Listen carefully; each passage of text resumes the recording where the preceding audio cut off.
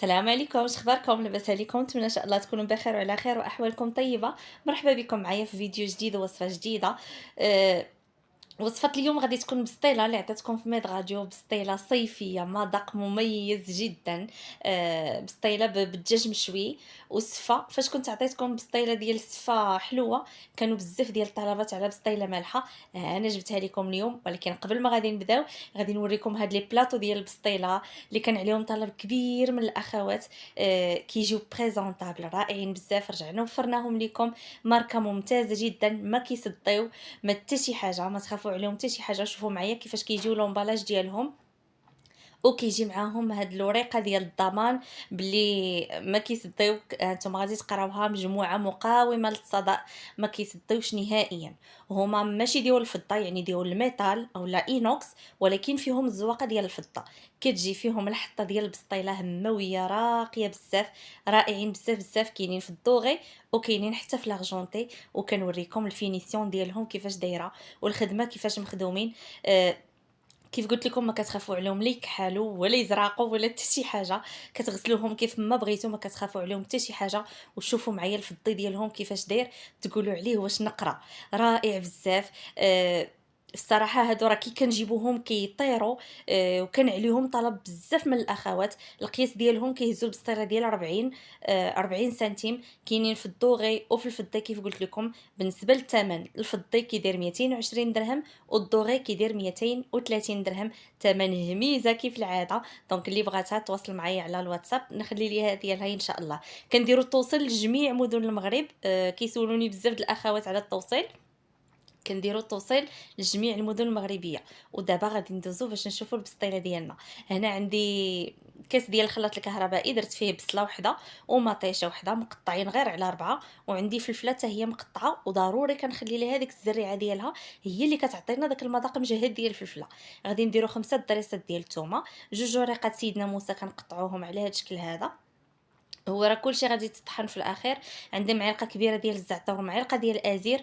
آه، هاد الشرموله هادي غادي نبغيكم ضروري تجربوها. الاخوات ديجا جربوها فاش كنا عطيناها في العيد الكبير. كانوا بزاف الاخوات جربوها وكتجي رائعه بزاف. عندي هنا معلقه كبيره ديال الثومه بودر، ومعلقه ديال البصله بودر، ومعلقه كبيره ديال الثومه بودر. ودرت حتى قرين ديال الفلفله حاره. غير كان الفلفله حاره ضروري كنحيدوا لها ديك الزريعه ديالها، حيت كتكون حاره بزاف.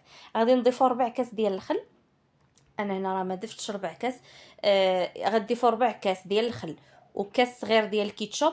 الا كنتو غادي ديروا اطرو ديال الماء وتحتفظوا بهاد الشرموله في الثلاجه، كتبقاو تهزوا منها وتضيفوا على الدجاج ديالكم.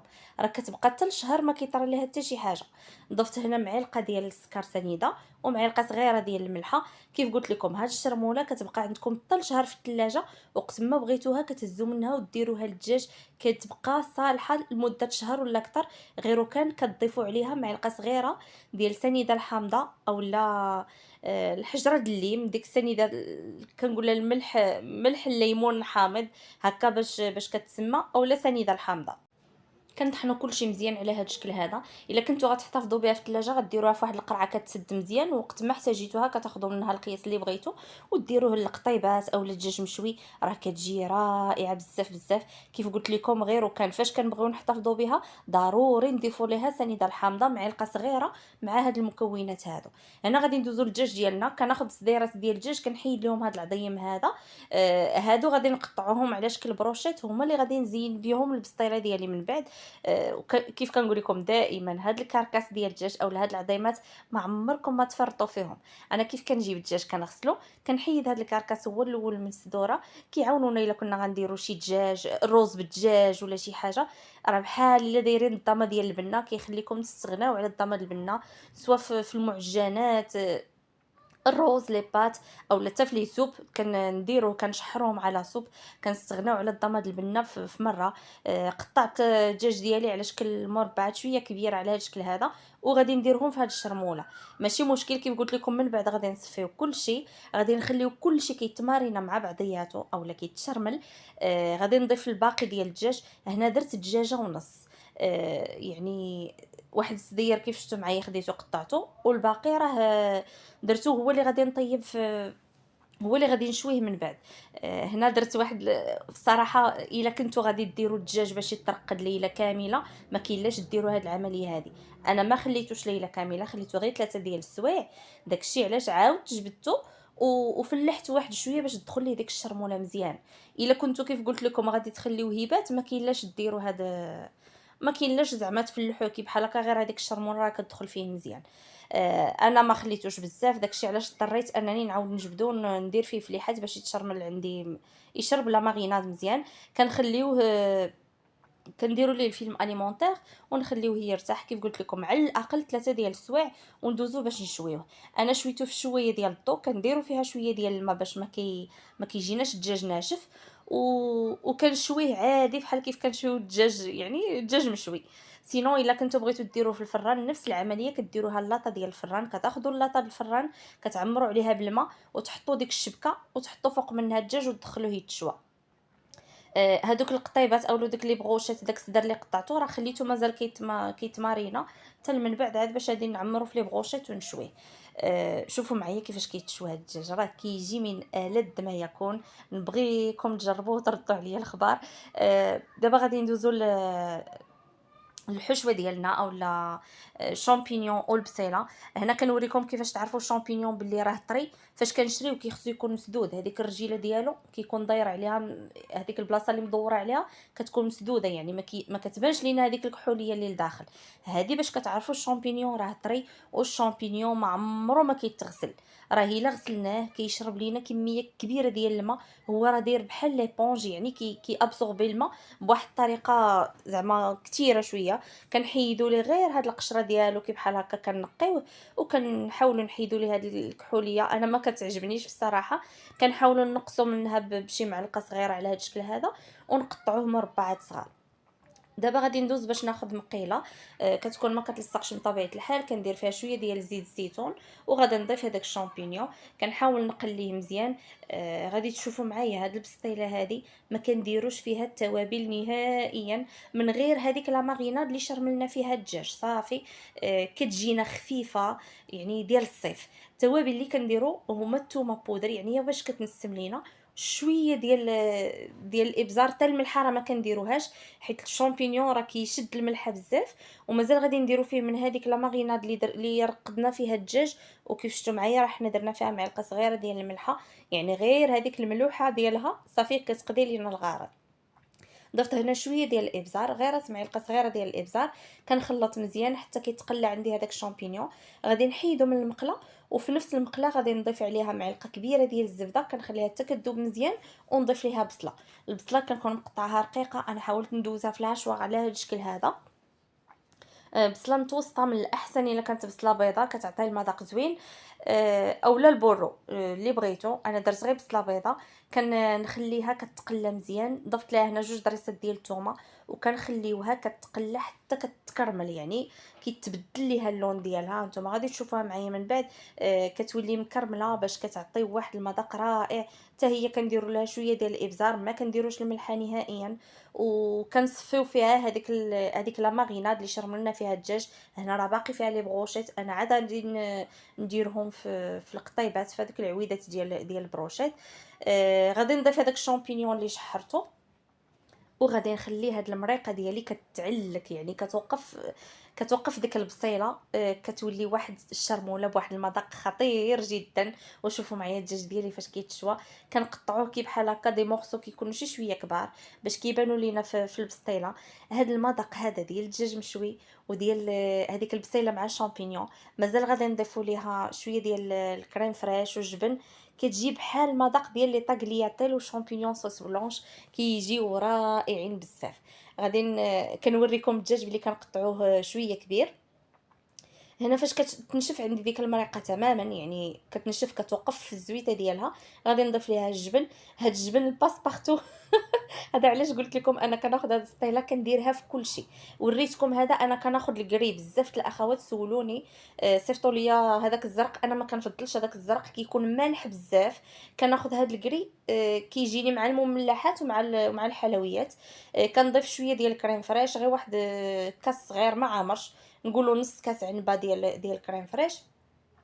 غادي نخلط كلشي مزيان وغادي نضيف هذاك الدجاج، كنخليه حتى كيتشرب عندي في هذيك لا كريم فريش والجبن، كيولي فيه واحد المذاق خطير بزاف. المذاق ديال الشوا مع هاد لا كريم فريش والجبن كيجي واحد المذاق زعما رائع رائع بزاف. هنا عندي السفه، كنت فورتها. ممكن ديروا الشعريه الصينيه، انا درتها بالسفه نزولا عن طلب الاخوات اللي قالوا لي بغاو بالسطيله بالسفه مالحه. داكشي علاش حاولت نبتكر هذا المذاق هذا، وجا فعلا رائع بزاف بزاف. ممكن هذا الطبق هذا ديال السفه كنفوروه عادي بحال كيف كنفورو السفه عاديه، كنضيفوا ليها هذيك الشرموله. ممكن كيف قلت لكم هذا طبق بوحدو ديروه للعشاء اولا للغدا، علاش لا؟ يعني بلا ما ديروه كاع بالسطيله، كديروا غير على هذا الشكل هذا. كتسرحوا السفه ديالكم، ديروا فوق منها هاد الشرموله، كتقدموها بالصحه والراحه، راه كتجي رائعه بزاف بزاف. هنا غادي نوجد الخليط اللي كندهن به الورقه ديال البسطيله. عندي بيضه كنضيف ليها الزيت النباتيه، تقريبا نص كاس ديال الزيت. غادي نضيف لها شويه ديال الابزار ومعلقه كبيره ديال القزبر ومعدنوس مقطعين رقاق، وضفت حتى شويه ديال الملحه. هذا الخليط هذا كيرجع لينا الورقه لذيذه، كتولي حتى الورقه كتجي بنينه وكتولي مقرمشه. والبسطيله ما كتطرطقش، ما كتحلش لينا في الفران نهائيا، يعني كنقلبوها كيف ما بغينا.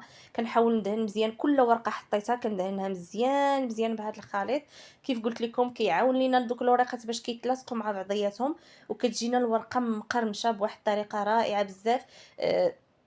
احسن الا درنا ليها الزبده كتنديها شويه. هادشي علاش كندير انا هاد الخليط، جربوه كيجي غزال. وغادي نضيف الحشوه ديالي. ممكن ديروا يعني تفريشه ديال السفه وديروا فوق منها هاد الخليط ديال الحشوه، وديروا تفريشه واحده اخرى. انا فضلت نديرها على هاد الشكل هذا باش هذيك السفه كتشرب هذاك هذيك لا ماريناد اللي درنا، ديك لاصوص بلونش شامبينيون والكريم فريش وداكشي، كتجي رائعه كتشرب مزيان. خليوها حتى تبرد تماما عاد باش عمروا بها البسطيله.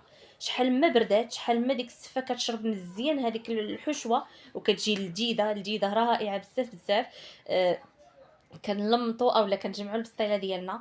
كنحاولوا نضغطوا عليها مزيان، كندهنوها مزيان بصفار البيض، كنجيب واحد العود خشبي وكنتكها مزيان مزيان من الفوق باش ما كطرطقش لينا في الفران. كندخلوها الفران اللي كيكون بارد، كنخليوها كطيب على خطرات، كتاخذ منا حتى ساعه وربع. شاعل من تحت ومن الفوق على درجه حراره 150 حتى 160. هنا خديت واحد الورقه ديال البسطيله، حاولت نقطعها عشوائيا على هذا الشكل هذا. ضفت ليها شويه ديال بابريكا فيمي اولا تحميره فيمي، كنضيف لها حتى شويه ديال الزيت وكنخلطها مزيان على هذا الشكل هذا. هي اللي غادي ندورها بالجنيبات ديال هاد البسطيله كي بحال هكا. كنديروها من الاول باش كتلصق لينا على مع داك البيض كتلصق صافي. وكندخلوها للفران كيف قلت لكم، فران شاعل من التحت ومن الفوق 150 درجه، كتاخذ منا حتى ساعه ساعه وربع على حسب الفران ديالكم. خليوها طيب على خاطرها باش تجي مقرمشه. وكتكون هذه هي البسطيله ديالنا. زينتها انا على هذا الشكل هذا، درت لها شويه ديال الخس من الوسط باش يخرج لها داك الوين ديالها، وحطيت فوق منها شويه ديال الزيتون. كنعرفوا اي حاجه مشويه، الدجاج مشوي يعني اي حاجه ديال الشوا كنحطوا معاها الزيتون. كنزينها حتى بهاد القطيبات دوك لي بروشيت ديال الدجاج، كنت عمرتهم في هاد العويدات وشويتهم وكنزينوهم على هاد الشكل هذا. نبغيكم تجربوا هاد البسطيله هذه لضيافكم ولا غير لوليداتكم، ديروا غير القياس ديال نص دجاجه وجربوها وردوا عليا الخبر، راه كتجي من اروع ما يكون. ممكن حتى ديروها بسيطلات صغار وشوفوا معايا السوينيه اولا البلاطو كيفاش كيجي هماوي رويقي بزاف. حتى في لاغجونطي جات فيه الحطه غزاله غزاله بزاف بزاف. كيف قلت لكم راه كيعطي واحد الهمه البسطيله ديالنا. دونك الا بغيتوه تواصلوا معايا على الرقم اللي قدامكم في الشاشه. وهكا ما بقى لي غير نخليكم على خير ونتلاقاكم في فيديو جديده ان شاء الله. غادي نعطيكم في الفيديو المقبل لا سالاد اللي عطيتكم في ميد راديو، سلطه كريسبي. خليكم على خير، الى اللقاء.